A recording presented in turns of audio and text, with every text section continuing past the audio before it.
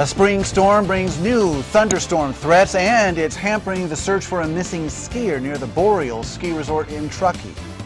Citing prison overcrowding, AB 109, and an increase in crime, District Attorney Greg Cohen says we collectively have to figure out what to do here in Tehama County. That's why he's going to release a survey. I'm Brian Johnson, and I'll have that story coming out. And federal charges were filed today against PG&E over the deadly San Bruno pipeline explosion.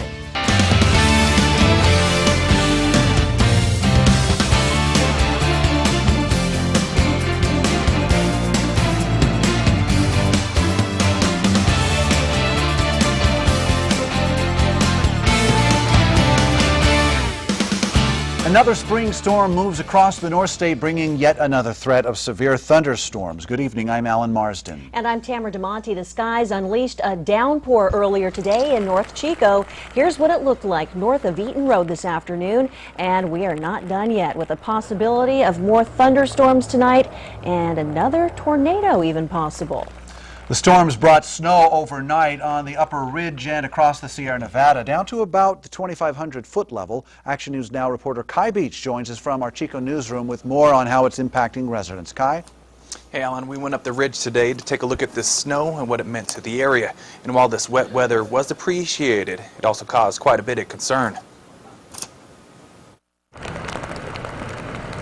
Keeping it clear. We run all the way up to the snow line and back. Gerald Vance has been working since 4 Tuesday morning, plowing snow off roads in Magilla and beyond.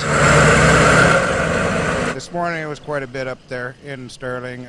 We plowed it out and we started getting a little bit of rain, so it looks better now and things are starting to melt off. Hopefully it stays this way and doesn't freeze. Vance has handled road maintenance for Butte County Public Works for years.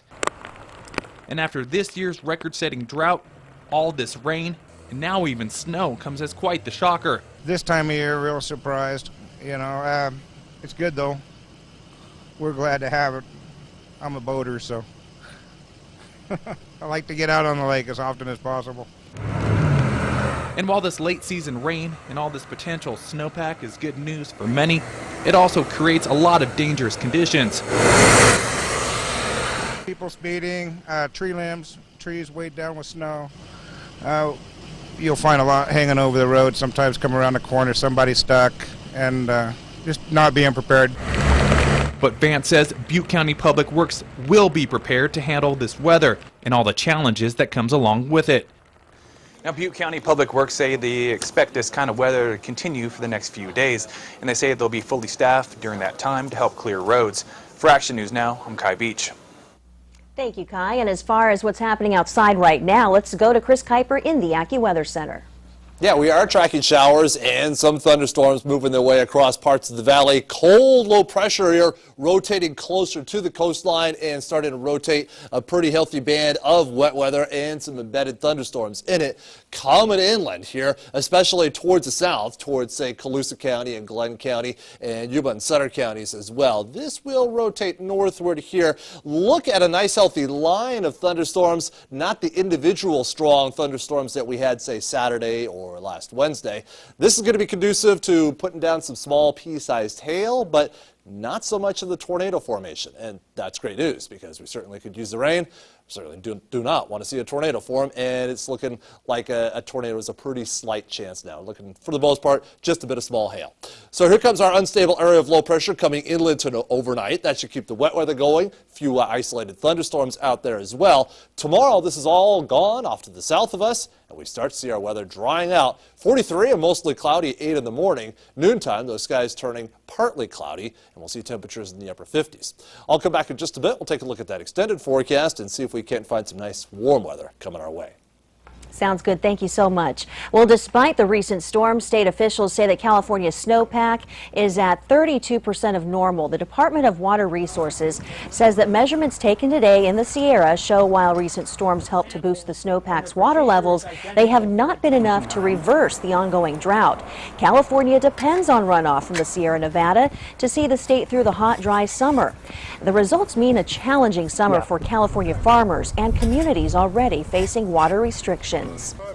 New at 6 o'clock tonight, the search continues for a snowboarder lost in the backcountry near Boreal. Now 25-year-old Abraham Finkelstein of San Francisco was reported missing at 5 o'clock last night after he got lost cross-country skiing with his father. They were headed to a cabin near Donner Summit when they became separated during a snowstorm. Finkelstein's father was able to get back to their car and call for help. Search and rescue crews have scoured the area on foot, but the weather, however, is preventing search efforts by air. A house in Anderson goes up in flames early this morning, but there turned out to be a very unfortunate situation here. 2 dead bodies turned up, as well as a trail of gas and a gunshot wound. Action News Now reporter Angela Musalam was at the scene all afternoon and spoke with one family member.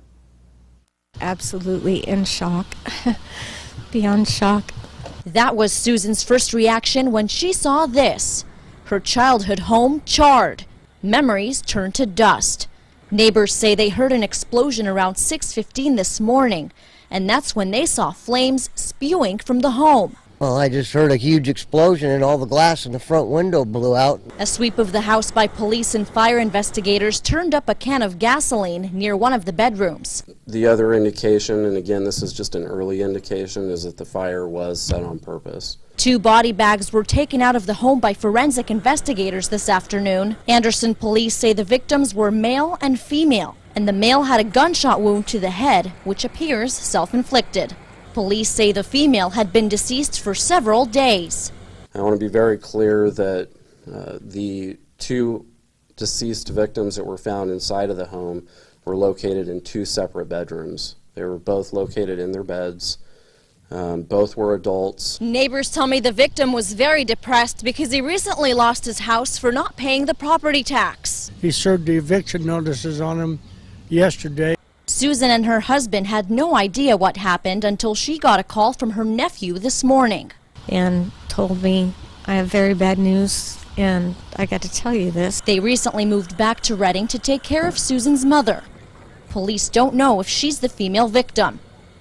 I'm trying to stay as optimistic as possible. Anderson police and fire officials are treating this as a homicide investigation, and it could be months before they can piece everything together.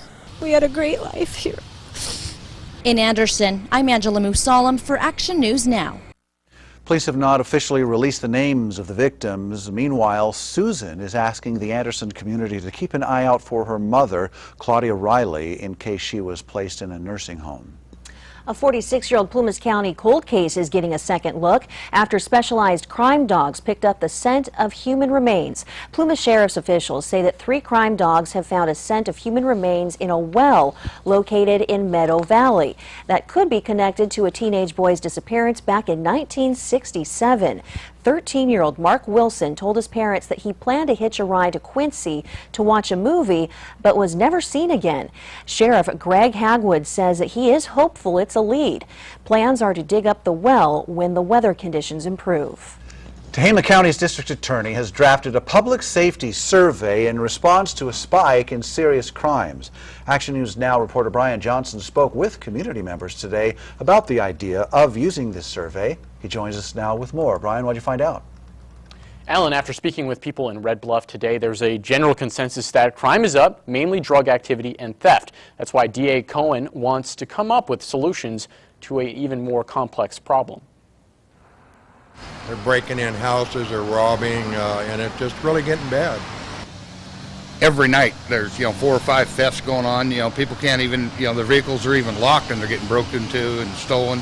This is getting ridiculous. Over the past 2 weeks, the Tehama County Sheriff's Office says there have been 20 thefts from inside cars. That's a significant increase. In that same time period, Red Bluff Gold Exchange's owner says she's been stolen from twice. That's why she supports Tehama County District Attorney Greg Cohen's announcement that there will be a public safety survey in the county. He sees that, okay, something needs to be done. So he's actually reaching out to the community and saying, we cannot do this alone. She recently listened to him speak at Good Morning Red Bluff. I was very pleased, and he seems, at least this is a start. Let's hold hands. It takes a tribe to be able to do this. Wood says that the two that stole from her were both homeless, but she says she doesn't want to see the homeless gone. She believes in services for them. Jamie Bauman agrees and says that while there will always be those people that don't want help, there's those that will take it. There are some out there that, you know, down in the luck, they need, hey, wake up. Here's some help, you know, give you a chance to better yourself. Or Ron Heisler says you could always follow the lead of the infamous Maricopa County Sheriff who created tent prisons. I think they should be locked up in a place like that, and I'm sure we could probably get volunteers in the community. So while maybe no solution yet, you got me on that one. That's what the survey aims to do. Now, Red Bluff Police did not return my calls today, and the Tehama County Sheriff's Office did not have anyone available to speak with me. But if you'd like to take this survey, we've posted a link on our website. That's actionnewsnow.com. For Action News Now, I'm Brian Johnson. Thank you, Brian. Coming up next on Action News Now at 6, the death toll continues to climb in the search for victims of the Washington mudslide. And PG&E is now indeed charged with 12 federal criminal counts over the deadly pipeline explosion in San Bruno.